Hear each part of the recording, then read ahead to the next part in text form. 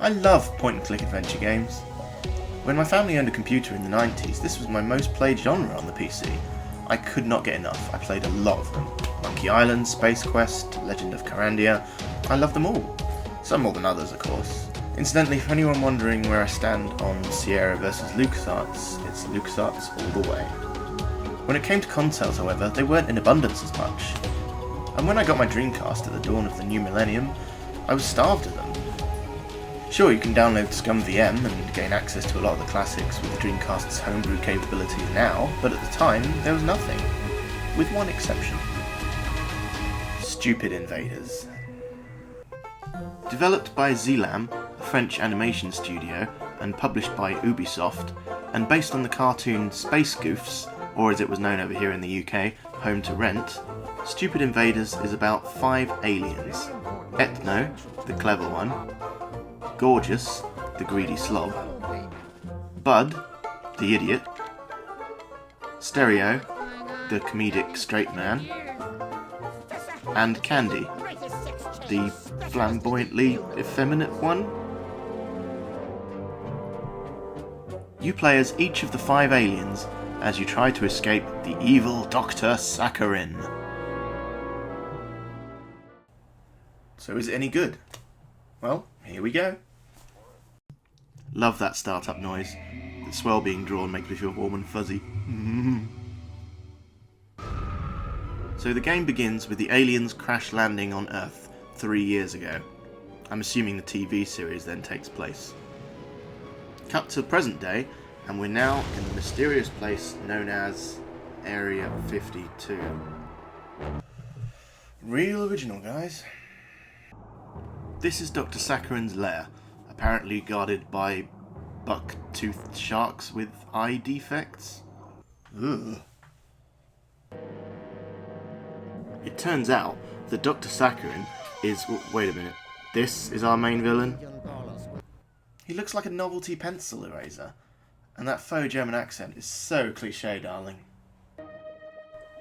Anyway, the good doctor has discovered the presence of the aliens and is making a business deal with a bounty hunter to catch them. He gets $150 million now, and the other half upon their delivery, including their spaceship. And then we're presented with the title screen. Great job, lads. Love that black background. We join our extraterrestrial friends as they're doing some last-minute packing before leaving. I do have to commend the developers on the game's presentation. It is visually appealing, very bright and colourful, and the game does feature the same voice actors as the TV show, including Charlie Adler, Maurice LaMarche, plus the addition of Billy West as the bounty hunter. Speaking of whom, he sneaks into the house, bursts into the spaceship room and blasts the space dwellers with a freeze ray, immobilising everyone with the exception of Bud, who has stepped out to get the TV, and is our first playable protagonist. I have to say, while the writing in this game isn't brilliant, the bounty hunter does have some funny lines. His shtick is that he has terrible, nonsensical one-liners that he says before shooting his gun, but Billy West sells them with a badass action movie-style delivery. There are 2 kinds of people in this world. Those who I point my gun at, and me. Patience is a liability. Do you know the difference between a wimp and a man like me? Your mama. So Bud hides in the toilet, and we're given control for the first time. I wonder if there's more amusing dialogue if I try and talk to the guy through the door.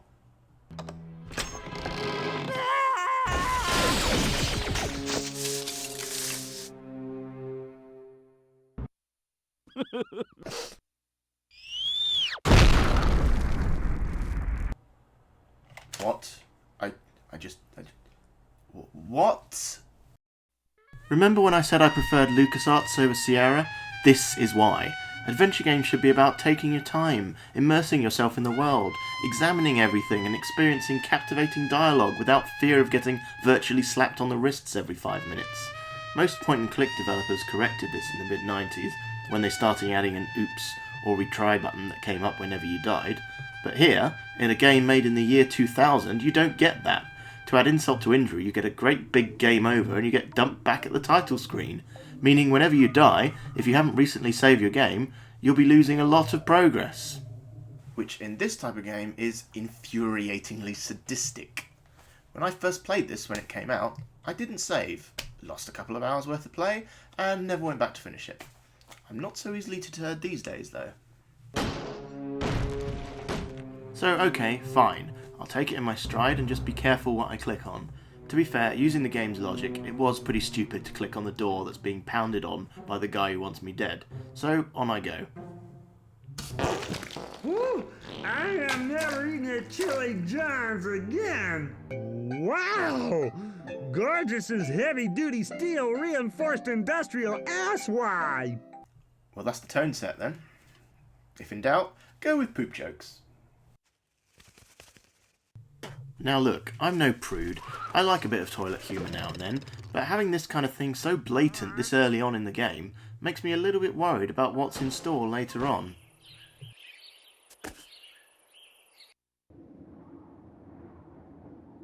So Bud escapes to the roof and encounters a deranged man stuck in the chimney who claims to be Santa Claus?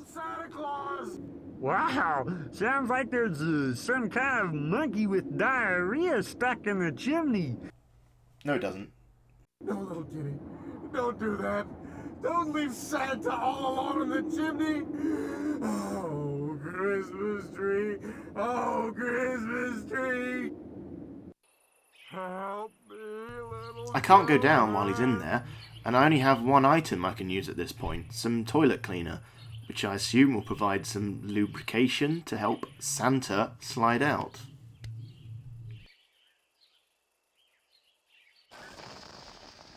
Oh, what the hell is happening? What the... Is it raining?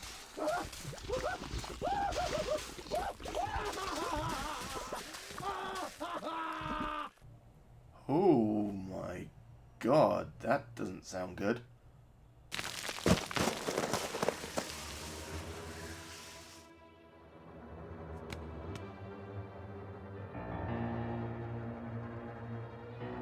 Thank you, little boy, for saving me and ruining Christmas for everyone else. Oh.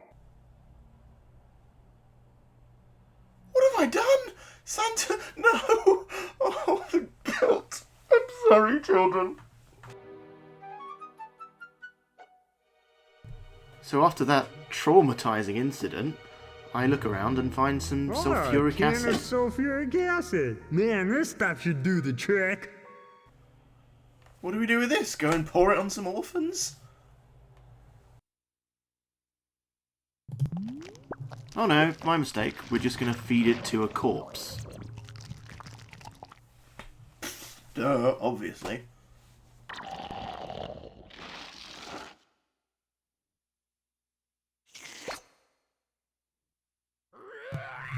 Jesus, what is with this game and melting people? Have the developers been watching too much of Raiders of the Lost Ark?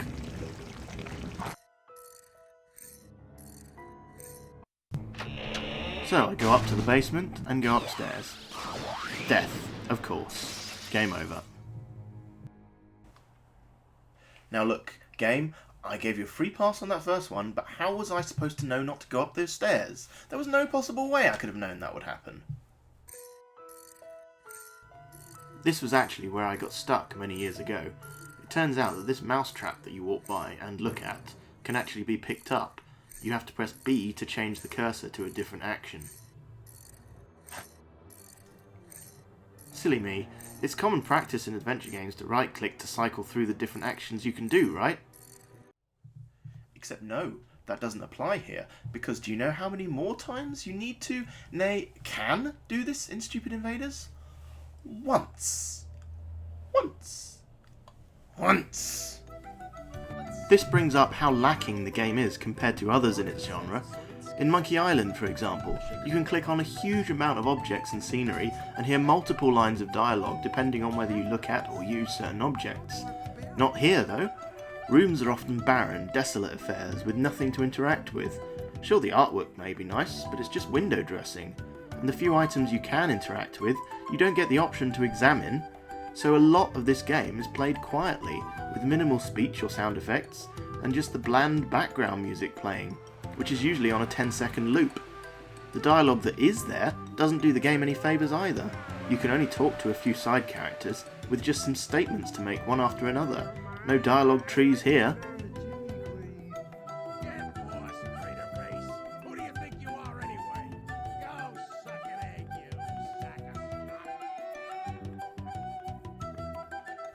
The fact that there are 5 main characters in this game and they only speak to each other in non-interactive cutscenes just feels like a wasted opportunity. So, getting back to the game, I set the mouse trap at the foot of the stairs, open the door, and death. I'm starting to sense a pattern emerging. You actually have to turn off the light first, then he comes down the stairs and springs the trap.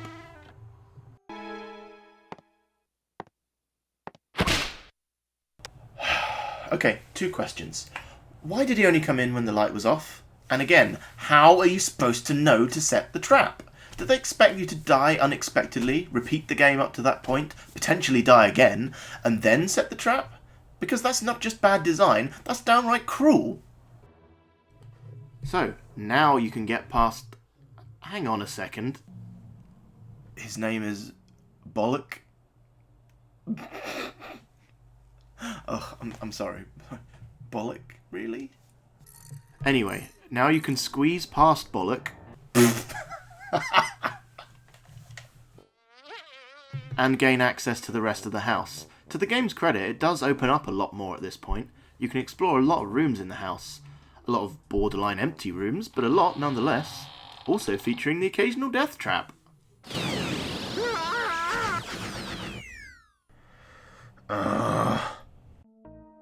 It's getting to the point where I'm having to save after entering every new room, so I make my way through the rest of the house, solving a few simple puzzles, a key here, crank there, nothing too taxing.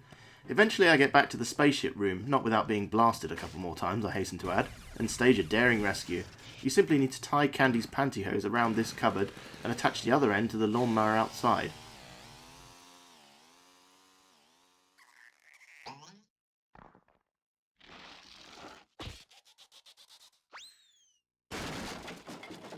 Looks like I just dropped a bollock. Then I use the hairdryer to melt the ice and save the others. But before we can go, Etno decides he desperately needs his dissertation papers about planet Earth. So he takes his toilet transporter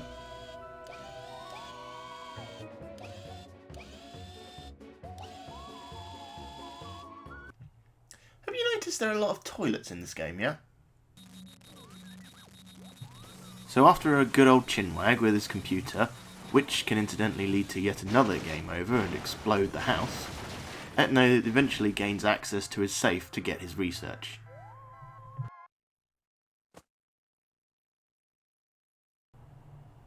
Okay, I'll give you that one, that is pretty funny.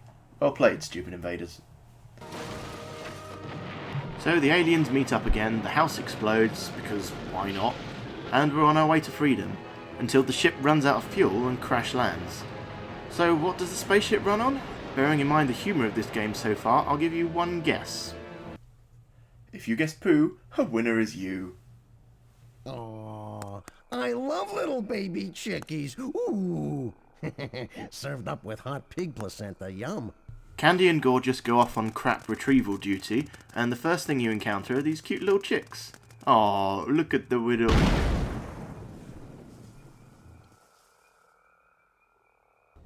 Of course. I swear the game is just doing this to annoy me now.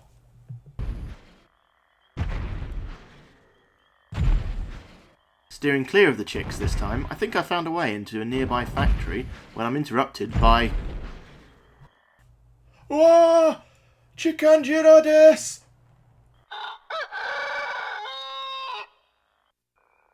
Aww, I love little baby chickies. But he's no biggie. Ooh, Just served repeat up the with phrase hot that made the pig chick placenta, explode and yum. kill you before.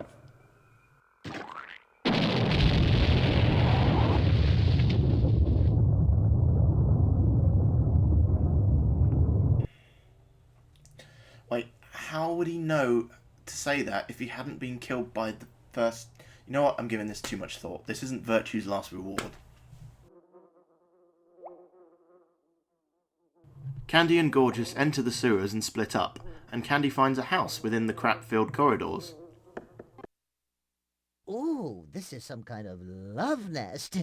I wonder who lives here. I think I can answer that.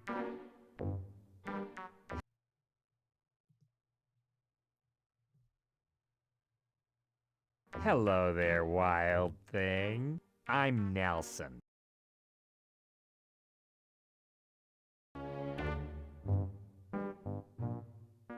So, you like it here? This is my swinging bachelor pad. And that over there is my bed. And what you're gonna do, sweetie, is get on it. And you see over there, next to the bed, that's a video camera. And I'm gonna film you while you're doing jumping jacks.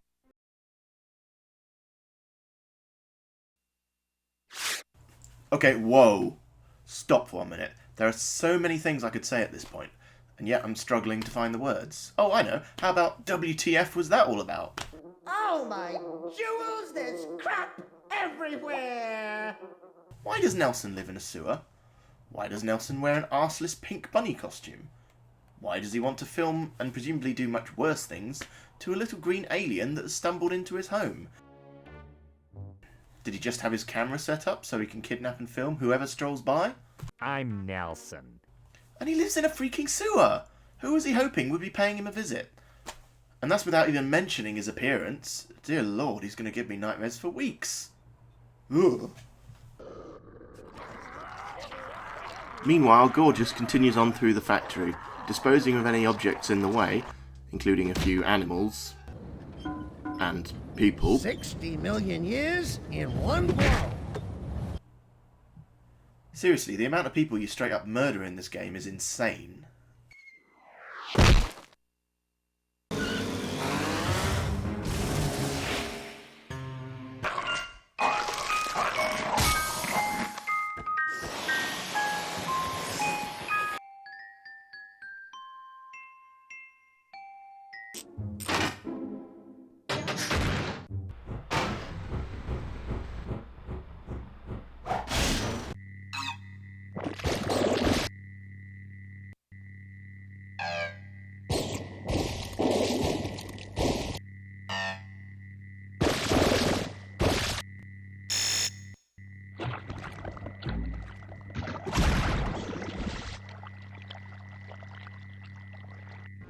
So to get the dung required, you have to kidnap a cow from the central room full of cows having their feces siphoned off into... Wait, I thought this was a toothpaste factory.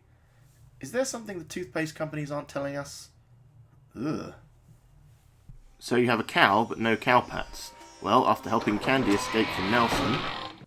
Honey, where are you going? I'm going out for cigarettes? You don't need any cigarettes. I've got your king-size Cuban cigar hand-rolled on the thighs of virgins right here.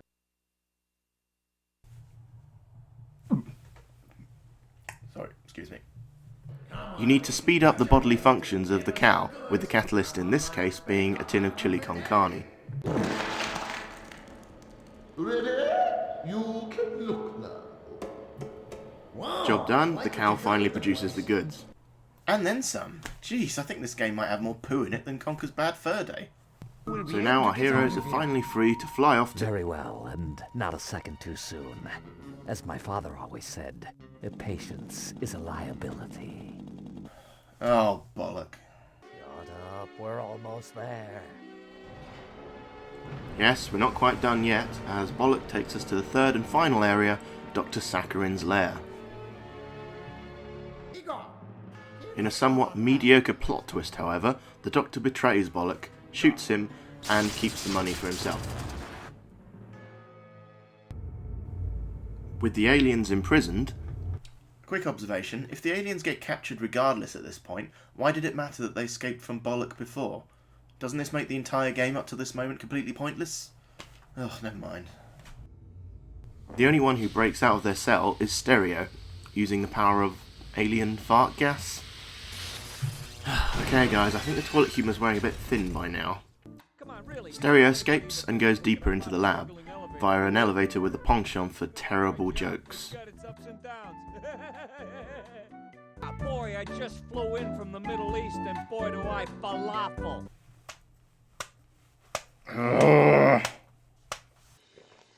One by one, the aliens are released to the lower floors beneath their cells. Gorgeous navigates a toxic waste-filled alien dumping ground, while Candy dons a cunning disguise and engages in some hot, oily robot sex. Oh yeah! Whatever, I'm not even questioning this stuff now. Meanwhile, Stereo continues on, getting past a foot sensor by ripping off a lackey's foot? Damn, dude, that's cold. Before finally reaching the door to the main control room. And if you thought the game was being trollish up to this point, you ain't seen nothing yet. Take a wild guess what you have to do to get through the door. Crack a code? Maybe find a key. How about using brute force? Nope. You play Simon. Not even something that resembles Simon. It's just a flat-out Simon ripoff. Like, are they even trying at this point? And guess what? You have to focus and play this for real. By the end of the sequence, you have to repeat a sequence of 10 lights. So if you're not concentrating and you make one tiny mistake, you have to start all over again with a different sequence of lights. And you have to wait for the animation of the hand pressing the button to finish every single time. If this is an attempt to pad out the game for an extra 10 minutes, then it's not very subtle. Moving on. Yeah, we can fix that. Being the only one left in his prison cell, Bud is feeling left out. Fortunately, he's let out by this strangely helpful thing, and is free to wander off. After going for a stroll down some more corridors, which is apparently a substitute for puzzle solving now, Bud gains access to the upper rooms by using these magic commodes. Oh, toilets. How novel.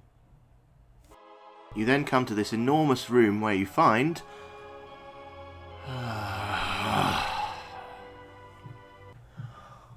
Oh no! Why? You had to go and do it, didn't you? You bastards. Mazes are the bane of adventure game players. They tend to be bland, uninspired, repetitious, frustrating, and a completely obvious way to cheaply extend the lifespan of the game at the cost of the player's enjoyment. In short, mazes suck. Is this game nearly over? My patience is really wearing thin at this point. So after much faffing about, Bud eventually reaches a corridor where he's stopped by a super speedy snail. Yeah, well, hey, say there. Oh, Turbo, the years have not been kind to you, have they? Hey, you lost? Hey, you want Since we're looking lost, the snail says he's willing to carry us to the maze's exit. Nice of you. Oh, cool. Things are finally looking up. And we're off. We're gonna go break through the sound barrier. You ready? Huh? Ready? Okay, countdown. 3, 2, 1.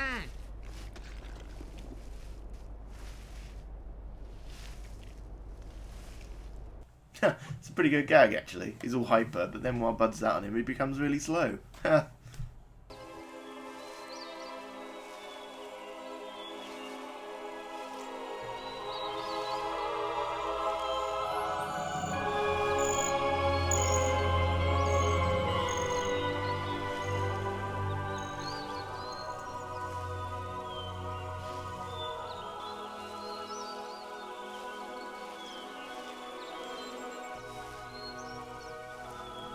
No. Oh my god. Are you serious? Okay, that's it. They are just plain screwing with me at this point. I thought the padding couldn't get any more blatant at this point, but by god, they've outdone themselves. I timed it. You have to wait over 4 minutes. 4 minutes of this.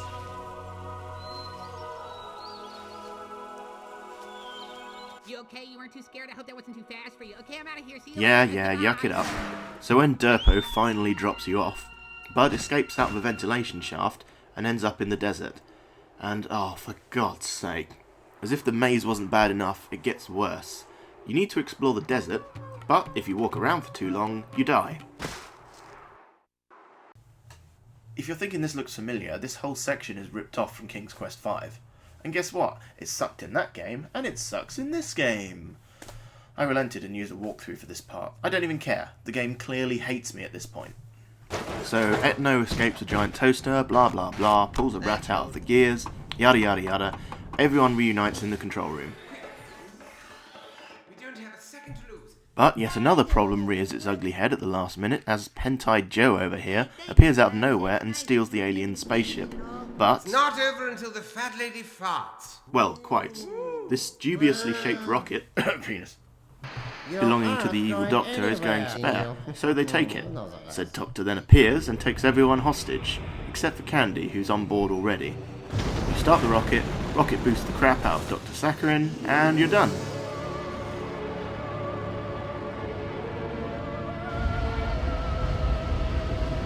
But wait! Dr. Sakharin made it onto the rocket. He explains that the rocket is actually a 100 million megaton bomb, and he intends to use it to blow up their home planet. However, a very miffed Bullock appears and saves the day.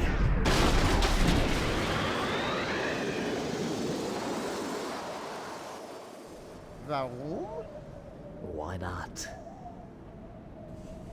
I don't know why I say saves the day, however, as when the rocket falls, it destroys the entire Earth and Moon instead.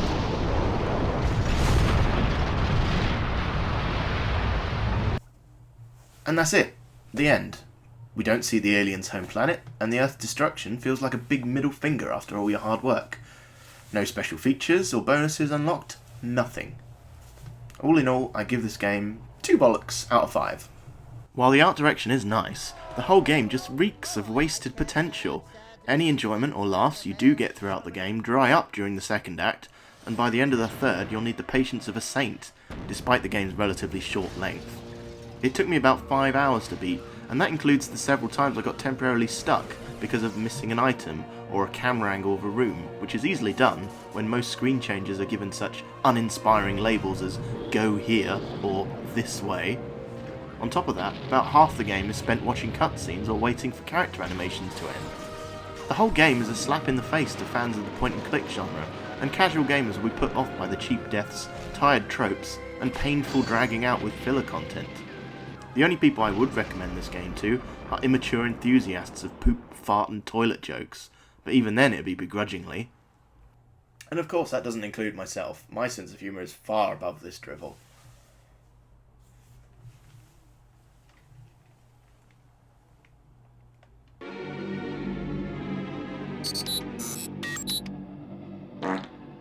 Hee